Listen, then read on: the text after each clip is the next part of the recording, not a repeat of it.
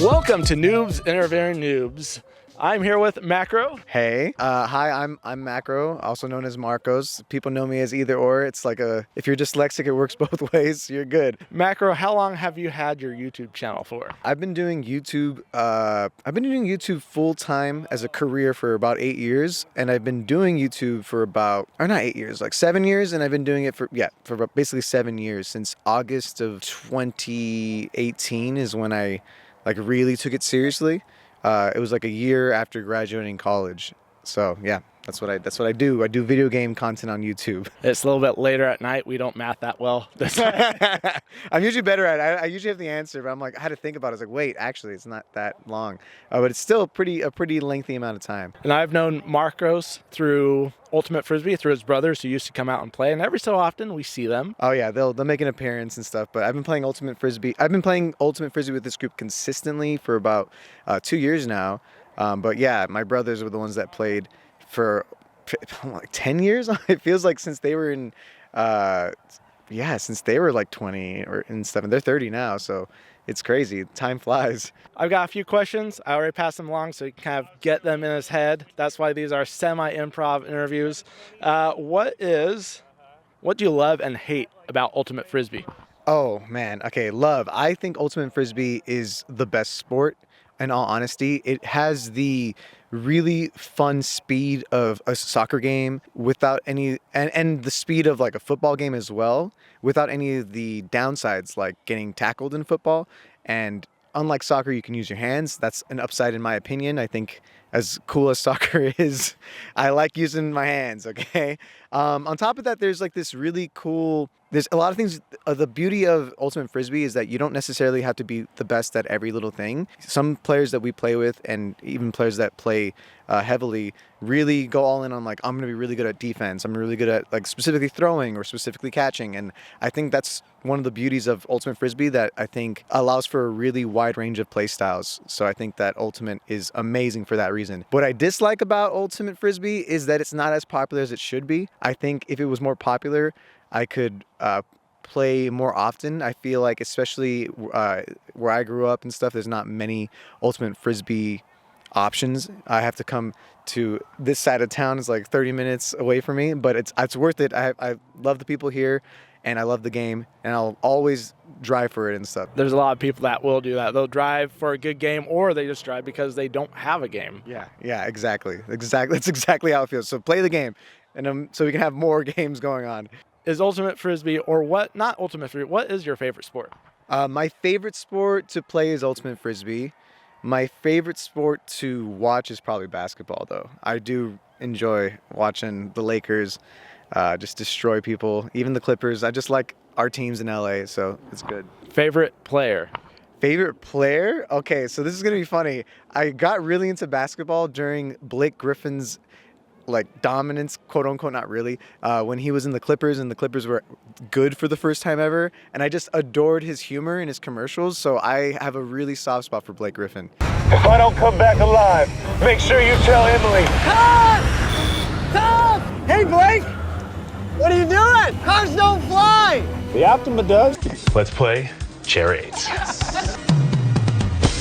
LeBron or Michael? Okay, so Loaded question. Okay, so I think that Michael Jordan, undisputably like a GOAT. Is he the GOAT? I think that if Michael had to deal with LeBron's era of basketball, I think LeBron's era is much harder. So the fact that he's still so dominant for how old he is still, like I think the NBA hates that he's still playing, because he's not just playing, but he's like, oh, he's still great. And I don't think there's anybody that's going to have that longevity that LeBron has. Obviously, though, Michael has like the accolades, the titles. So I would skew a little bit towards Michael, but I think if LeBron gets like one last ring, I think you can easily make the argument LeBron is probably the GOAT. So we'll see. We'll see. That's a big if. That's a big if. That's why I know. It's like, but it could happen. I know you love video games, but if you create your own real-world sport, what is the must-have to make it a great game? I think the must-have to make any sport a great game is like a consistency when it comes to the rules, because I think that's what really kills even Ultimate Frisbee to an extent. I think we would all love to have just like a dedicated referee who's watching the lines, because there's always those questionable, like, is that in, is it out, like, where was his feet? I think like just having more consistent rules, that's like the priority when it comes to a good sport. Because even in basketball, for example, like it feels like people are just fouling left and right and kind of like abusing the rules to the point where they have to kind of tweak them. It feels like that's the biggest issue I have with like real sports, is that ultimately people are always going to push the limits of the rules. Whereas like video games or esports in particular, there's a beauty to the fact that like it's set in a software. You can't really break the rules unless you're cheating, but like, you know, it's a little You don't different. get called for travel in Yeah, esport, yeah, exactly. but in the NBA, they obviously are traveling. Yeah, I know, seriously. So, yeah, I think that's probably the thing that I would think is the most important for making your own sport. Yeah. You working on a sport? I've had a couple ideas and some for games before. I can let you on one of those secrets. You can let me know. Maybe we can collab on one. Bad idea. It's a terrible idea. No, I'm kidding. What is your favorite console? My favorite console, like video game console? Yeah. Wow. Nothing's off the limit. No one's actually ever asked me that. Like, oh man, there's just so many eras of my whole childhood that come to mind. The N64 was my first real console that me and my family had. We had to share it between my two brothers, and my brothers are all a year apart. So like, you can imagine having like 4-player games like Smash Bros, Mario Kart was ideal for keeping us not mad at each other. But I won't deny that my entire career is based on first-person shooter games, and my love for those games came in the Xbox 360 era. So I think the Xbox 360 era of games is like pretty peak for my like developmental side. Halo 3, Call of Duties, like all that stuff was really huge. I'll give a little honorable mention to the PS2 era. That was like, I feel like the longest console. Like I had so many games that just were so pivotal. Kingdom Hearts and stuff in between that. Not to mention best-selling console of all time. Oh yeah, I think it is. It's pretty like, I don't think it's ever going to be beat. It's the best selling console of all time. The PS2 is also up there, but I'm going to go for personally Xbox 360. Yeah, that's the locking it in with Xbox 360. 360 for one. I love the 360. I love the PS2. I've been an Xbox fan since, but we'll have to see what the next generation of consoles brings out, especially with the Switch 2 coming out. Okay, the Switch 2. I hope they don't make a PS6 or a Xbox 720, whatever. Like, I hope they don't make more, because we barely got games for the PlayStation 5. Like, Sony, chill. You're not real. Sony does not exist in this life. Like, if you do that, it's like, oh, that's no. Make games first. Move on from the console war. If you were to design a video game, what genre would you do? Obviously, it'd be a first-person shooter. I just love those type of games. I actually did, hilariously, shameless plug, made a video where I was like, I designed my own first-person shooter. I never actually designed it, but it's just more like conceptually what it would be. So this is more like my dream battle royale. From the aesthetic to the gameplay to the monetization, I will be giving you all my pitch for my BR. This is Macro Royale. It would be like a battle royale type game, most likely a hero shooter, because I just love hero shooters where you can get attached to individual characters. Like my entire career on YouTube started with Overwatch, which is a hero shooter, and then evolved and became bigger with Apex Legends, another hero shooter that's also a battle royale. So I just have a really soft spot for those type of games, and I think that's what I would gravitate towards. Something along the lines of hero shooter, not exactly sure what genre, but yeah. And it's back. Introducing the Macdown 2. If you're able to pay for it to be made, what would their top 3 developers be that you would hire, and why? Man, that's hard to say. A lot of the developer teams are kind of absorbed by bigger dev teams that are like, everyone kind of hates, you know? You think of like the big ones like EA, for example, that comes to mind. Like, you don't want to work with them because they are all about the money and they like lose their heart. Because like a perfect example is a game like Apex Legends is run by a developer called Respawn, who made incredible games like Titanfall. But once they got acquired by EA, just like quality dipped. Anyway, don't worry, we'll start soon. Don't worry, we're cutting it up. You guys can start. Yeah, just go. I'm already stretched. This is great. We're gonna keep this. This is all in the video. Yes, exactly. This is amazing. Yeah, I think but I would work with, most likely, I would love to work with, and I have friends at Respawn. I would love to work with them on a game. That'd be great. Titanfall 3 would be fun to work on.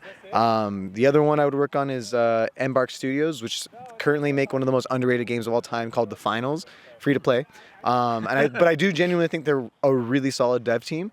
of ex Dice devs, so they're solid. And then as for like a third dev team, I probably would work with Ether Studios, which are the people that make Rivals of Ether, which is like a platform fighter. I do love platform fighters as well, like Smash Bros. So working with them on maybe making like a DreamWorks or Disney platform fighter would be like really fun, because those are the things I think about all the time.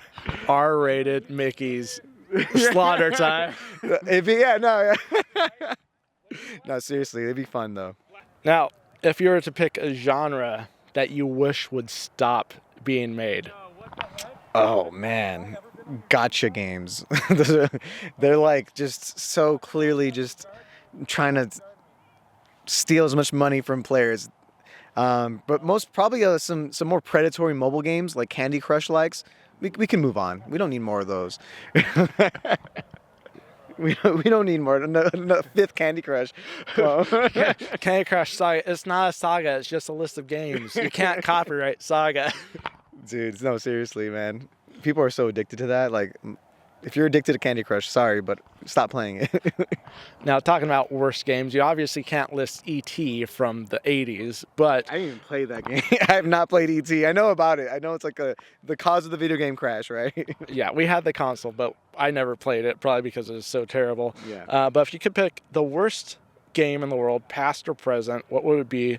And what would you actually do to make that game better? The worst game, and I have a great answer for this. Back in the Xbox 360 days, people were obsessed with getting achievements. One of the most iconic games that you could get like all 1,000 points instantly was this Avatar: The Last Airbender game that came out. It was so bad, like one of the worst games ever. But I have fond memories because we like rented it from like Blockbuster when it still existed, just to get the achievements, to get like that 1,000 gamer score boost that we got. And it took 5 minutes, and me and my brothers each did it on each of our accounts. It was so dumb. But that game was terrible. And then also, I have a fond memory of a Grinch PS2 game that was so bad. It was like the dumbest one. So don't play that one. You should look it up though. It's terrible. Any idea what they could have done to make it either of those better? Oh yeah, they could have just followed the plot of the Grinch to make the Grinch better. And then for Avatar, come on, like Avatar: The Last Airbender is like one of the greatest shows. You have like the template for a phenomenal game right there. The fact that they can't make one is embarrassing. Like that, you could just make make your own character in the Avatar world. Like it could be like a Skyrim but Avatar, you know, like choose one of your 4 elements, have a good time. But no, it was terrible. Avatar open world. Come on. Yeah, no, why is that not a thing? It definitely should be a thing, except you get to live in the era before it was Ming, before he, time traveled to the future. Yeah, no, seriously. Yeah, that'd be great. That'd be fun. You're expecting your first child. What are your expectations? What have you heard about having a baby? What are you looking forward to and not looking forward to? Okay. And obviously, what have you done so far to prepare, since you're pretty close? Yeah, we already painted the nursery. We've already bought a bunch of had a baby shower, got a bunch of baby clothes. We're pretty set. Yeah, we're pretty set with all the things for the most part. We're doing prenatal, like baby class. We're doing a bunch of baby classes. Like learning how to change diapers and how to massage and like just do things to make the actual delivery good. But in terms of what I'm like excited about, I'm so excited to have a kid. It's something I've always wanted to have. She's gonna be amazing. As long as she's not stupid like me, she'll be great. And that's impossible. You're not stupid. And then in terms of like the downsides, obviously I'm not excited for no sleep. I'm not excited for having less free time to play Ultimate and do stuff. Thankfully, Ultimate's like, my wife is like, you can play Ultimate. That's like the one thing I'm gonna give you. Like, but other things, like the other hobbies that I have to slow down a bit, and just focus on raising my child, which is great, which is what I want to do. But it's a sacrifice. And some days you're gonna be like, dang, it would be cool if I could go play pickleball or something.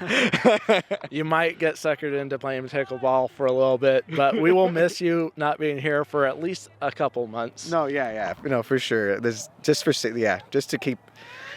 because I'll be too tired. Let's be honest. I can't do this, and like I want to sleep. But if I have free time, I'm gonna sleep. That's the reality. Prepare for having little to no sleep, and I tell you that from firsthand experience. Oh yeah, dude. You got through that phase though. Yep. Having milk ready to go in the middle of the night is a lifesaver, but you're still having to get up. Go downstairs, not fall down the stairs. Okay, no, for sure, yeah. But yeah, I'm super excited, and it's crazy. I brought life into this world. You can look and tell your friends, I made that. I made that. No, seriously. You know, like it's like when you think about it, you're like, wow, that's actually like really crazy that like we did that. Like you're gonna just like a human being, a friend is here. Like so. Just like that, was it that Vine? Do you want to play a game? Game? Raise this child. No, that's not a game. That's life. That's literally exactly just leave. Nah, I'll be active. I'll be there. So Isla is her name. If you're watching this, I'm excited for you, okay? You'll look back and be like, this is right before you were born. Like literally, this is Yep. literally right before. So All right, and now final question. You've probably done several interviews, and there's going to be times where you're thinking through, I wish that they would have asked me this or that or the other thing. Has there ever been something in an interview that you wish that you would have been asked, and how would you have responded? these questions are really cool. I thought they were pretty unique. In terms of like a question I wish you would have asked, that's such a good question to ask because it's like, it puts all the pressure on me. Well, I was doing a sales class, and when I went to do an interview, the guy's like, I wish you would have asked this. So I'm like, you know what? It'd be cool to, integrate that into interviews. No, that's not a bad question at all. A good question you could have asked, Or maybe not just me, but you've done interviews, and you're like, oh yeah, I've always had this thing on the mind that I wish they would have asked me. it's so interesting. Like I just usually don't because I usually end up, if I want to like say something, I'll like weave it in into like, like, I think you did a really good job. You did your homework, and I think there's some solid questions. I guess you could have asked me, what's my favorite type of throw in Ultimate? So What is your favorite type of throw? I Since we're watching it right behind us. I have a really good backhand. I have a getting significantly better flick, and I don't have a hammer. And that reset ripped down by Brownlee, whose crossfield hammer will work. That's just individual excellence from Marquez Brownlee. So I would say my backhand is my best throw, but I won't lie. I think you'll see in some of the footage, it's all going to be terrible. Yeah, I plan to get B-roll of you. It's just like, ooh, this is so awkward. Yeah. So yeah, But- like the backhand is my favorite throw. But yeah, you should ask that to other Ultimate people. It'd be cool. Next year, for layout, Marquez Brownlee, that'll be like, what's your favorite type? What's your favorite kind of throw? He's gonna be like, you know what, the scuba. Like, I love the scuba. I can't scuba at all. Like it doesn't even exist throw for me. The hammer for me was like the first weird throw I learned, and the scuba just came soon after. Yeah. It took me a long time to learn the flick. Yeah, no, it's. I felt like the flick was so important because everyone here like really forces flick in our group. So it's just like, oh man, if I don't learn that, it's over. Yeah, the flick, harder throw, especially in the wind, and that's why we're like forcing flick a lot. Yeah. All right, well, thank you so much. I think we got time to play. Yeah. Yeah, it's time to play. Time to get some B-roll of you. Thank you, Marco. Anytime, man.